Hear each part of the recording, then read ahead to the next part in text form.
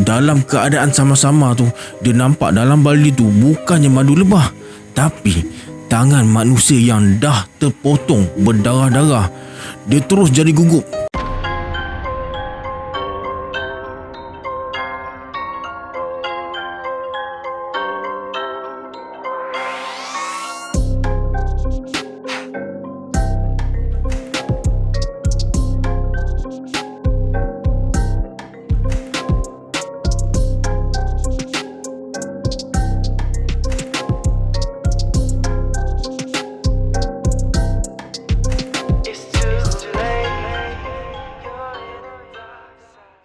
A'udzubillahi minasyaitonirrajim. Bismillahirrahmanirrahim. Assalamualaikum semua, kembali lagi bersama saya Syarul. Terima kasih sebab dah klik video ni. Semoga yang menonton video ni ditambahkan rezeki dan dipermudahkan urusan dunia dan akhirat. Amin.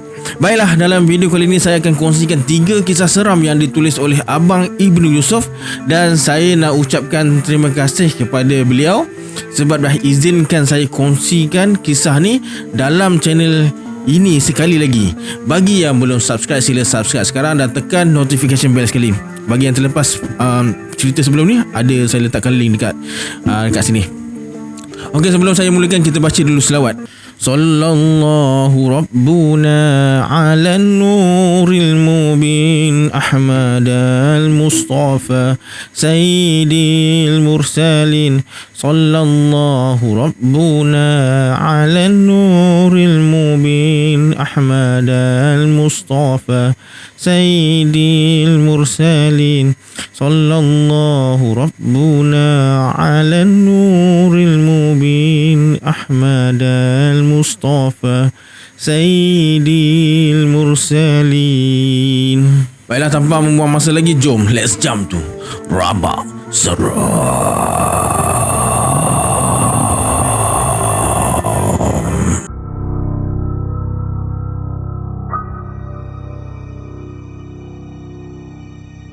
Lelaki yang bernama Khamis ni memang terkenal dekat kampung dia dan kampung sekitarnya sebagai pawang lebah sialang.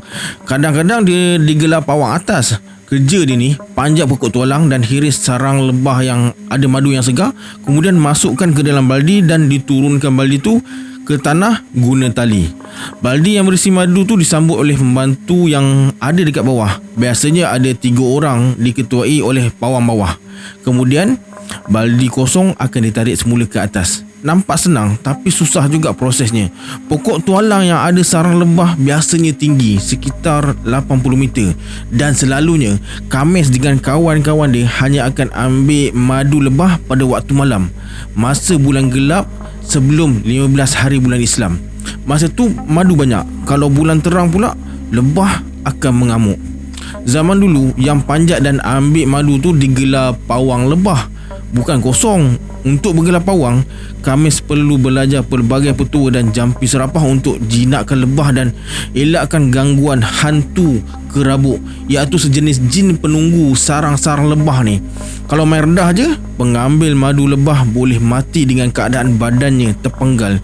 Itu ialah yang seramnya. Awal-awal lagi Khamis dah baca serapah. Masa nak ambil madu, kena tawaf dulu keliling pokok tualang tu sambil baca mentera.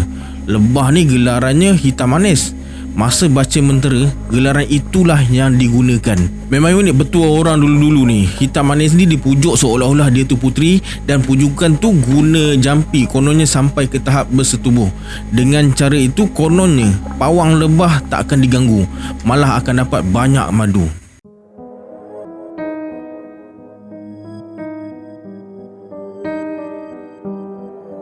Malam tu Khamis dengan 3 orang kawan dia, Ali ni dia pembantu paling kanan, pawang bawah Manan dan Sebul, naik motosikal masing-masing menuju ke bukit yang ada pokok tualang, dan memang mereka dah tahu pokok tu jadi tempat lebah tualang buat sarang. Sebul bawa jamung, Manan bawa tali, Ali pula bawa baldi, Khamis bawa pisau, tukur dan paku panjang. Dekat belakang motosikal Ali dan Manan ada tong besar. Ali dan Manan ni orang lama. Mereka dah 15 tahun ikut Khamis ambil madu. Sebul pula baru nak belajar cara-cara ambil madu lebah dalam hutan. Kalau setakat ambil madu lebah keran dan kelulut, Sebul dah biasa. Pukul 9 malam, mereka sampai dekat denai yang jaraknya kira-kira 20 depa dari pangkal pokok tualang yang akan dipanjat oleh Khamis malam tu. Berbekalkan pengalaman, Khamis bawa tali yang dah siap digulung, jamung berikat disangkutkan dekat bahu dia. Ali, Manan dan Sebul pula ambil tempat masing-masing dekat bawah pokok. Sebul ditugaskan sambut baldi berisi madu yang akan diturunkan nanti. Manan pula akan salin madu dari baldi ke dalam tong dekat belakang motosikal, dan Ali akan pastikan arahan Khamis diikuti oleh dia dan kawan-kawan, dan akan baca mentera yang dia tahu kalau ada sesuatu yang membahayakan pawang atas. Ikut arahan, jangan banyak tanya, pesan Khamis sambil pandang Sebul. Setelah baca jampi, tepuk batang pokok tualang 3 kali dan lepas dengar bunyi lebah respon, itu tanda dia Khamis boleh panjat dan ambil madu malam tu. Kalau tak, balik je. Dia panjat dengan berhati-hati sampai ke dahan yang ada sarang lebah matang dan madunya penuh. Dia ikatkan tali dan lepaskan hujung tali ke bawah. Hujung tali disambut oleh Sebul. Diikat baldi dan dihenjutkan sedikit. Tanda dah siap. Khamis pun tarik baldi tu sampai berada dekat bawah sarang yang akan dipotong. Jamung dibakar dengan membaca jampi. Khamis mengimbas-imbas api jamung. Berlumba-lumba lebah kejar bunga api yang jatuh ke bawah. Khamis pun hiris bahagian kepala sarang yang ada anak-anak lebah, dijatuhkan ke bawah. Kemudian dia hiris bahagian sarang yang ada madu segar dan masukkan ke dalam baldi. Ali, Manan dan Sebul memang tak nampak proses ambil madu lebah yang Khamis buat dari bawah. Memang gelap keadaan sekitar pokok tualang tu. Kalau nampak pun cuma sama-sama je. Mereka menunggu dengan tenang. Kemudian terdengar suara Khamis dari atas pokok. "Sambut!" Baldi tertutup yang penuh berisi madu meluncur turun ke bawah. Sebul cepat-cepat sambut baldi tu. Tali pengikat dibukanya. Dia letakkan baldi atas tanah yang rata dan teruja nak tengok madu pertama yang diturunkan. Bila Sebul buka je penutup madu, terkejut dia sambil beristighfar dengan kuat. "Astaghfirullahalazim!" Dalam keadaan sama-sama tu, dia nampak dalam baldi tu bukannya madu lebah, tapi tangan manusia yang dah terpotong berdarah-darah. Dia terus jadi gugup. "Jangan buka!" Terdengar jeritan dari atas pokok tualang. Cepat-cepat Sebul tutup balik baldi tu dan bagi pada Manan. Manan menjelin tajam ke arah Sebul, tapi dia tak kata apa-apa. Terus ke motosikal dan salin isi baldi tu ke dalam tong. Cepat-cepat tong ditutup. Sebul sempat juga tengok ke arah dahan tempat Khamis tu. Dia nampak ada orang. Khamis lah tu kot, fikir Sebul. Jauh sangat dekat atas tu, tak jelas. Sebul kebingungan. Tangan yang terpotong tu tangan siapa pula? Khamis terpotong tangan dia sendiri ke? Tapi kenapa Khamis tak menjerit? Baldi dinaikkan semula. Tak lama lepas tu terdengar lagi suara suruh sambut baldi tu. Kali ni Sebul tak berani nak buka penutup baldi tu. Manan dan Ali memang senyap, tak bercakap sepatah pun. "Sambut! Ini penghabis!" kata Khamis dari atas. Manan pun cepat-cepat ambil baldi dari Sebul dan segera pindahkan ke dalam tong. Baldi yang terakhir tu berisi kepala yang dah terpenggal dari badan. Sebul jadi menggeletar sejak dia buka penutup baldi yang pertama tadi. Cuma mata dia je perhati setiap gerak-geri Manan. Memang ngeri bila teringat tangan terpotong tu. Kemudian terdengar suara dari atas. "Kamu semua baliklah dulu." Manan dan Ali dah faham. Sebul nak bertanya pun takut. Menonong je mereka menuju ke motosikal masing-masing dan terus ke rumah Khamis. Pukul 12 cukup malam, Sebul bawa motor laju sikit dan sampai lebih awal. Dari jauh, dia nampak seorang lelaki tengah duduk atas pangkin sambil hisap rokok. Asapnya berkepul-kepul ke udara. Siapa pula tu? Sebul tongkatkan motosikal. Sebul nak lari tapi kaki dia terasa lemah. Badannya menggigil. Dia hanya mampu berdiri tepi motosikal dia dalam keadaan kebingungan. Tak lama kemudian, Manan dengan Ali pun sampai. Mereka berdua terus angkat tong berisi madu dan letak atas pangkin. Kemudian lelaki tadi tu baca mentera dan buka tong. Memang banyak madu yang mereka dapat malam tu. Ali dan Manan tersenyum. Sebul tak senyum. Muka dia pucat je. Dia perhati tepi pangkin tu. Nampak motosikal Khamis elok je bertongkat. Tali dengan baki jamung dah ada dekat atas pangkin. Khamis bersuara. "Sebul, nah kau rasa madu ni. Lepas tu kau pergi basuh muka. Ali dan Banan hanya pandang ke arah Sebul yang terketa-keta ambil mangkuk yang Khamis bagi tu.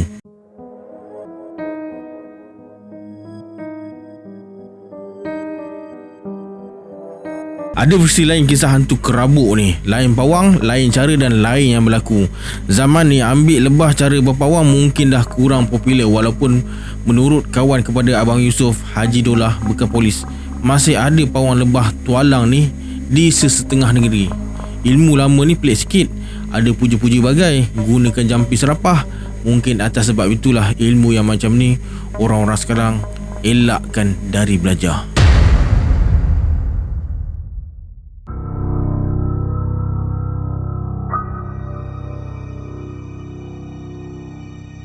Cerita ni Abang Yusof dengar dari mak angkat dia, Mak Ngah Aminah, sekitar tahun 1965 dulu. Kira cerita dah lama ni, dan terjadi di Paya Berombak. Dalam cerita ni Abang Yusof ada terangkan sikit keadaan Paya Berombak Segamat.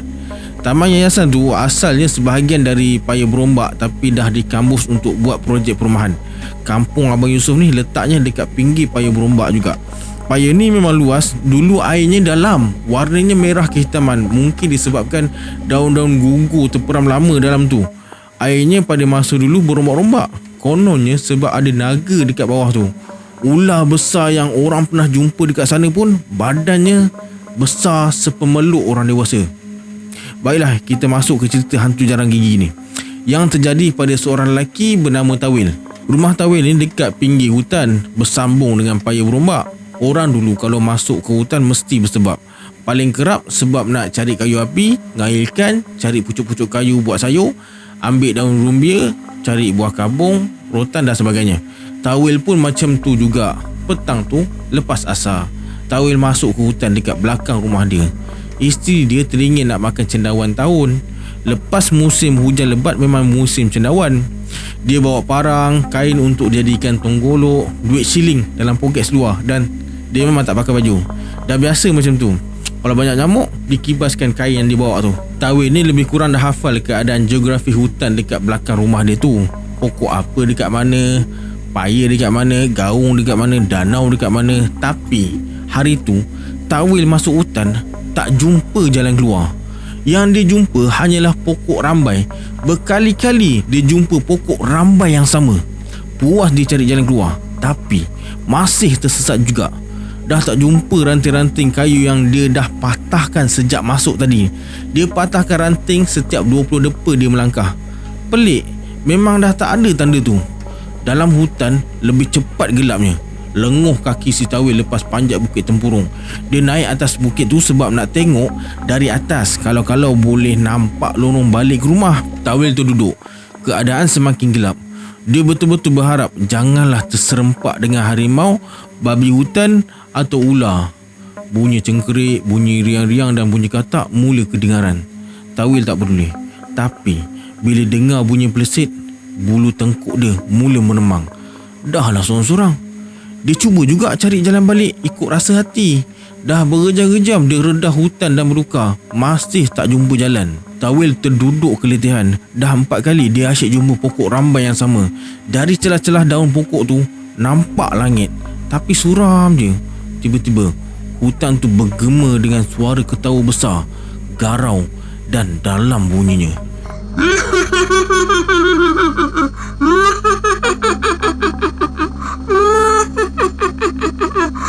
Kawan, aku tahu kau siapa. Kawan kau Tawil bin Bunai, bin Abu, bin Tolah, bin Manan, bin Kulan, bin Jabi. Terkejut besar si Tawil bila makhluk tu sebut nama penuh dia. Dia terus menggigil dan rasa dah nak pitam. Alamak, dia boleh sebut nama nenek aku, Tolah. Macam mana dia tahu?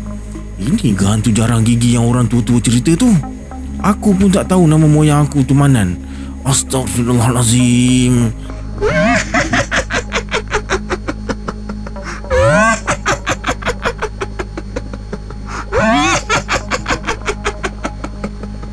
Tawil kuatkan semangat. Dia berdiri dan dengan sekuat hati dia laungkan azan. Masih terdengar bunyi ketawa tu lagi. Tawil azan sampai habis. Tiba-tiba senyap. Keadaan kembali tenang.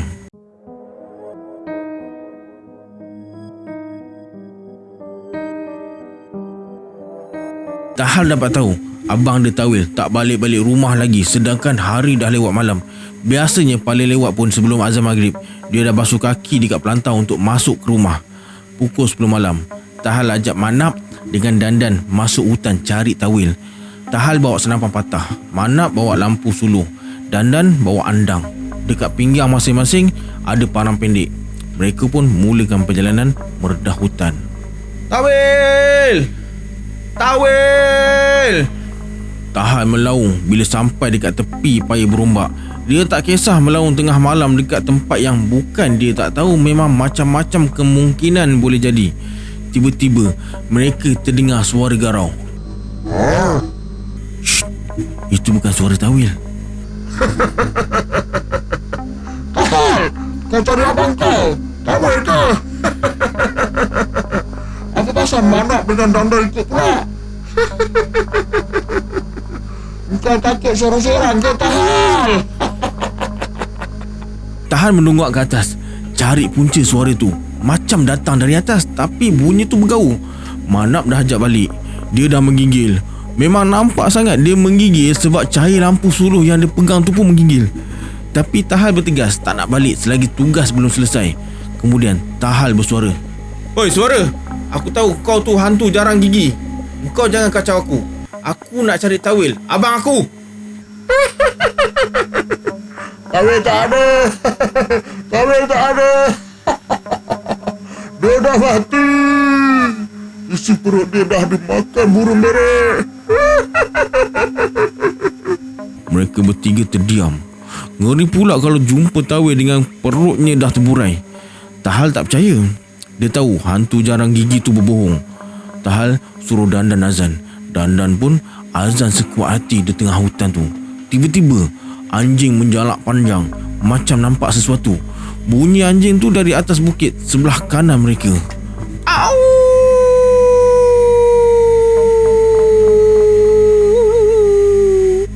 Tak lama lepas tu, keadaan jadi senyap. Mereka mulakan perjalanan dengan perlahan dan berhati-hati. Tahal panggil abang dia. Tahal! Kau kat mana? Ni aku, Tahal. Tahal! Aku dekat sini. Alhamdulillah, tu suara Tawil. Ha, kau nampak tak cahaya lampu suluh ni? Nampak? Kau datang sini, kami tunggu. Depan aku ni air.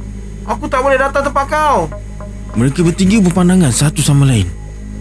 Kemudian Tawil suruh bakar andang. Dandan pun keluarkan macam api dan hidupkan andang. Manap pula suluh ke arah datangnya suara Tawil dan nampak Tawil atas akar pokok pulai. Mereka pun menyusuri akar-akar pulai tu. Sampai je Tahal cepat-cepat peluk Tawil. Sejuk betul badan dia. Alhamdulillah, syukur ya Allah. Menangis Tawil bila dipeluk. Menggigil suara dia. Dengan segera mereka bertiga bawa Tawil balik ke rumah. Masa minum air kopi dekat beranda rumah Tahal, Tahal bertanya, macam mana kau boleh duduk atas akar pulai dekat tengah paya tu? Aku pun tak tahu. Seingat aku, tak pernah aku nampak air masa sesat tadi. Dalam paya berombak tu ada satu pokok pulai yang berubah tempat dari masa ke semasa. Kalau hari ni kita nampak dia berada di sebelah kanan, esok pokok yang sama dah berada dekat sebelah kiri. Menurut pendapat orang tua-tua, pokok pulai itu sebenarnya tumbuh atas kepala seekor naga yang amat besar. Petua orang tua-tua, menurut cerita Mak Ngah Aminah, kalau masuk dalam hutan, jangan lupa bawa duit shilling. Kononnya untuk mengelakkan diri dari dibunuh oleh burung beret. Burung ni akan makan isi perut manusia. Tak tahulah sama ada burung betul atau jemaah jin. Menurut Mak Ngah Aminah lagi, kalau sesat dalam hutan biasanya sebab disesatkan oleh hantu jarang gigi. Ini jenis jin yang dah hidup beribu tahun lamanya. Sebab tu dia tahu nama mangsa dengan keturunan dia sekali. Hantu tu sengaja buat mangsa takut dan tunggu mangsa merayu minta tolong dari dia. Kemudian dia akan jahanamkan akidah mangsa.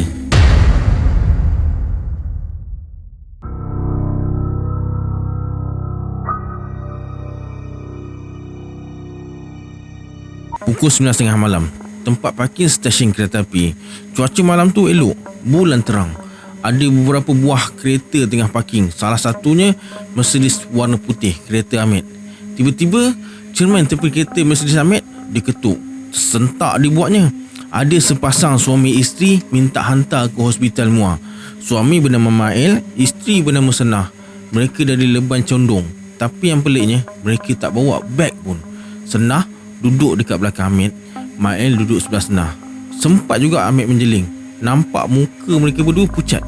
Ngeri pula tengok Senah menyeringai. Mercedes si Hamid ni memang masih power lagi. Walaupun dah 19 tahun, Hamid lenjan ke sana ke sini. Menonong dia Hamid masuk ke jalan Muar dari stesen. Selalunya Hamid senyap je, tak nak ganggu penumpang dia berehat. Tapi kali ni dia tanya, sebab dah dekat pukul 10 malam, nak pergi hospital Muar pula tu. Sebab kalau nak melawat malam-malam tak boleh masuk. Tapi mereka cakap nak pergi ke bilik mayat, ada saudara meninggal katanya. Kemudian Mail tanya, nak dengar ke cerita tentang saudara dia yang meninggal tu? Hamid mengangguk je sambil pandang cermin belakang. Menurut si Mail, siang tadi si suami tu bawa kereta Datsun dari Leban Condong. Isterinya ikut sekali. Mereka nak ke Muar, ada kerja kahwin esok. 18 batu nak sampai Jambatan Muar dekat Seleko. Tiba-tiba satu lori batu makan jalan, langgar Datsun tu, terkoyak bumbung. Sebelah penumpang penyek habis. Suami isteri tu mati dekat tempat kejadian pukul 3 lebih petang tadi. Tak lama lepas tu, bomba dengan ambulans sampai. Mayat dibawa ke hospital Muar. Mereka ni ada anak, masih kecil lagi, umur baru 1 tahun. Nama dia Farid. Tinggal dengan adik Senah dekat Leban Condong. Tak bawa sebab Farid ni kena sawan. Tiba-tiba mak bapak isteri dia pula mati. Sedih sangat tak sempat nak peluk-peluk cium si Farid ni. Suara Mail tersekat-sekat macam nak nangis masa bercerita tu. Tergamam Hamid bila dengar Mail bercerita. Macam tahu sangat pula Mail ni. Tapi Hamid diam je, tak tanya pun apa hubungan Mail dan Senah dengan Farid. Lepas tu senyap je dalam kereta. Tak lama kemudian, Hamid perhatikan mereka dari cermin pandang belakang. Wajah mereka nampak pucat dan sedih. Mail dengan Senah ni senang nak ikat wajah mereka. Mail ada tahi lalat dekat dahi sebelah kiri, Senah pula dekat bibir belah kiri. Hamid nampak tahi lalat tu masa dekat tempat parking tadi.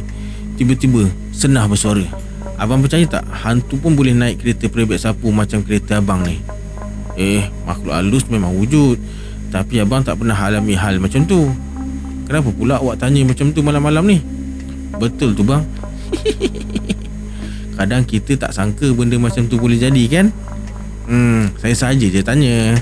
Bunyi Senah ketawa tu yang Hamid rasa pelik sikit. Pukul 11.40 malam sampai hospital Muar. Hamid pun cari parking yang dekat dengan pintu masuk ke bilik mayat. Mail bersuara, abang tunggu dekat sini kami nak masuk ke dalam, nak selesaikan apa-apa urusan yang patut. Nanti kami datang semula ke kereta abang. Nak minta abang hantar kami ke Leban Condong pula nanti. Tak apa, kami bayarlah. Okey, Hamid nak balik sorang-sorang pun dah tengah malam ni. Eloklah dia tunggu je. Memang kalau mereka nak balik ke Segamat je, tambang dah selesai. Tapi kalau nak ke Leban Condong, kena cas lain pula. Sebelum ke bilik mayat, Mail bagi duit tambang, segulung duit warna merah. Hamid tak kira pun, dia masukkan terus dalam wallet.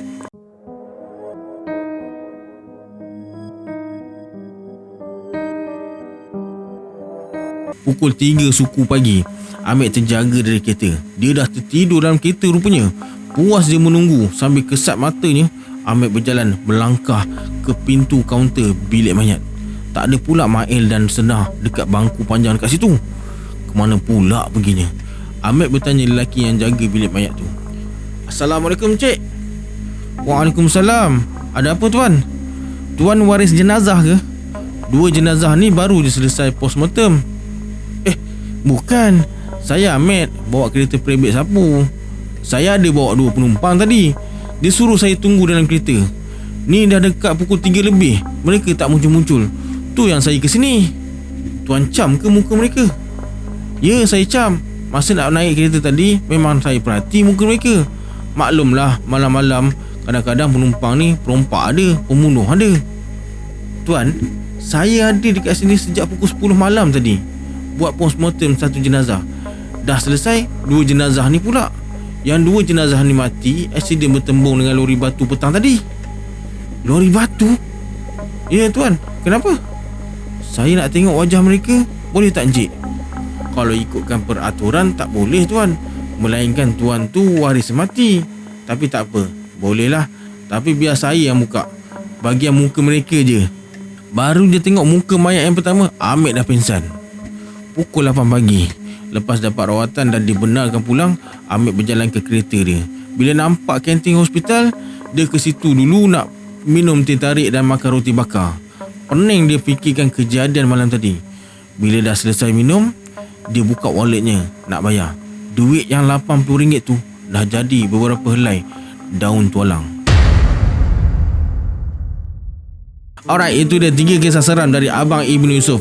Jangan lupa like, share, komen video ni. Kalau anda ada kisah seram yang nak dikongsikan dalam channel ni, boleh emailkan kepada saya ke alamat email di bawah. Kita berjumpa lagi di video akan datang. Saya Syarul. Assalamualaikum. Adios. Awal-awal lagi, mula-mula Khamis dah baca serapah. Mas, tawil terduduk keletihan. Dah 4 kali dia asyik jumpa pokok rambai yang sama. Dari celah-celah daun. Tak hal dapat tahu, abang dia tawil tak balik. Mereka bertugas